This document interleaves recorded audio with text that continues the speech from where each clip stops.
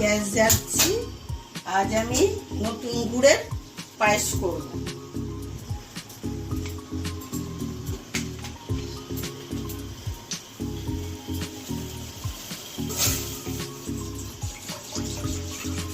এটা গরুর দুধ,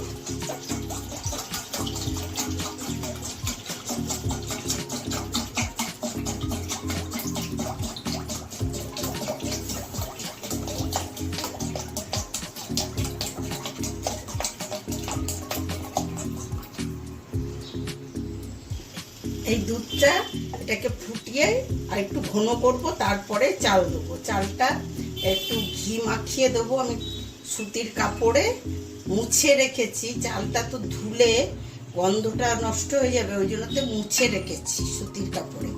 এবারে চালটার মধ্যে ঘি দিয়ে মাখাবো, ভালো করে মাখিয়ে দেবো। কাজু দেবো, কিশমিশ দেবো, একটা তেজপাতা, দুটো এলাচ। তেজপাতা এলাচ এখনই দিয়ে দেবো। নতুন গুড়ের পায়েস আমাদের করব করাই হচ্ছে না, খাওয়াই হচ্ছে না। আমাদের গুড় এসে শেষ হয়ে গেল। একটা তেজপাতা দিলাম, দুটো এলাচ দিলাম।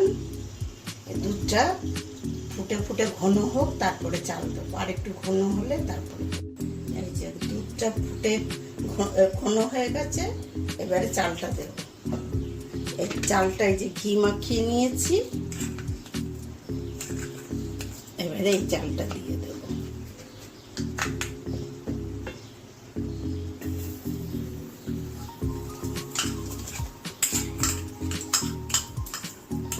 এবার চালটা দিয়ে মাঝে মাঝে নাড়তে হবে, নইলে তো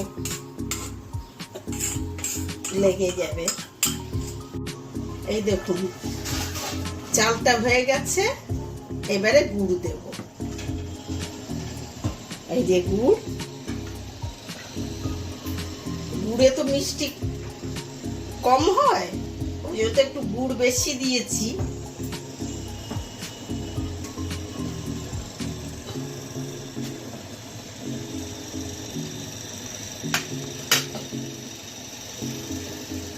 এখন এর মধ্যে কাজু দেব, কিশমিশটা এখন দেব না। কিশমিশটা যদি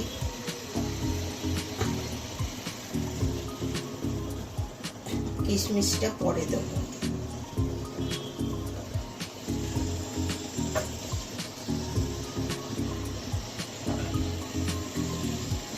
দেখুন একদম মিষ্টি দইয়ের মতো হয়ে গেছে, কত সুন্দর হয়েছে দেখতে। দেখতে সুন্দর হয়েছে মানে খেতেও সুন্দর হয়েছে। এবারে এটা নামিয়ে আমি এর মধ্যে আবার কাজু কিশমিশ গার্নিশের জন্য দেবো। দেখুন আমাদের কত সুন্দর হয়েছে নতুন গুড়ের পায়েস। দেখতে দেখুন, দেখতে যেমন সুন্দর লাগছে, আশা করি খেতেও সুন্দর লাগবে। আপনারা বানাবেন, কিভাবে বানিয়েছি দেখলেন তো, এইভাবে বানাবেন, বানিয়ে খাবেন, খেয়ে আমাকে কমেন্টে জানাবেন। আর ফেসবুক থেকে দেখলে ইয়ে করবেন, লাইক শেয়ার করবেন, আর চ্যানেল থেকে সাবস্ক্রাইব করবেন, আর পাশে থাকা বেল আইকনটি প্রেস করবেন।